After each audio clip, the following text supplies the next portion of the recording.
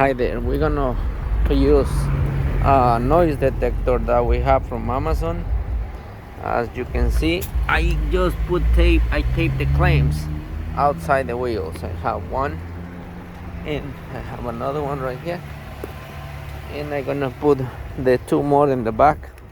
You're supposed to put it on the chassis somewhere, but it seems like it's working fine right there. So in this case, this is the number 6. You have to make sure which one are you doing, and this is the number 1. Okay, that's the number 1. I know because I'm already running, so I'm gonna put 2 more in the back. Okay, so I'm doing another clamp in the back right there. I got tape. Now I'm gonna put it underneath and just put tape. I'm gonna do one more. Okay, so you see number 5. So I plug it in right here on the channel number 5. Okay, so I run the wire inside the car because that's what I'm gonna be driving it inside. So now we're gonna do one more on the passenger side. Okay, so now I put the other clamp right here, and that's the number 2.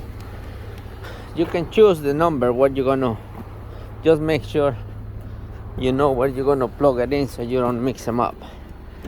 So now I have them all plugged in into the receiver.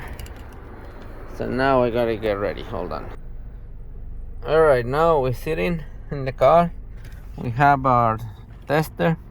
It's gonna show with lights which one is making the noise. Okay, so we're gonna start driving. Alright, so now we're moving. I'm doing 20 miles an hour, and you know we have bad bearings, so we don't know which one is it or how many they are not good, and we kind of don't want to give them a guessing to the customer. But now we're gonna see. We're gonna go like 20 miles an hour. As we can see, the number 2 and the number 6, they're going up like crazy. The other one, which one? The number 5 is okay, and the number 1 is okay. The number 5 is a little bit noisy, but remember, I'm only doing 20 miles an hour. The tires, they have to be good tires, because remember, I have the sensors or the clamps on the outside of the car. So if the tires, they got grooves on it, or they're not good. Oops, sorry. He fell. They're gonna make noise too. So make sure you do this with good tires. I done wheel bearings, and when I finish, the noise is still there. And when I didn't put attention, and now I know, I learned that way.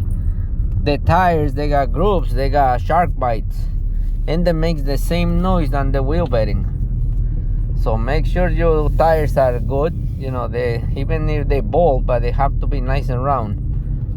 If they got bumps, the tires got bumps, so you have to fix that first, because you'll be changing a wheel bearing for nothing. So now we're gonna go faster again. I'm gonna try to do a little bit faster. I'm not gonna be able to watch this thing because the road is kind of small. So I'm just gonna see it right now. I'm doing 40 miles an hour, and they all go nuts now because they're sensitive. But now I can put them. I'm gonna go down with this thing. But pretty much we have 6, and we have number 2. So now I gotta find out where these bearings, where these clamps are located. Yes, number 2 and number 6. It comes with 6 options. I bought it in Amazon. I didn't think that was good. I'm just testing it, and I kind of like it. This lady not gonna like it. She needs more than one wheel bearing. That's not an easy job. So it's not gonna be cheap neither. So now that we have an idea of what we're looking at, we're gonna order the parts and we see how much it's gonna be. I'll let you know in a minute how much it's gonna be, but this kind of thing I start liking it. I wish it be wireless because these wires, they nuts, they ugly. I hate them.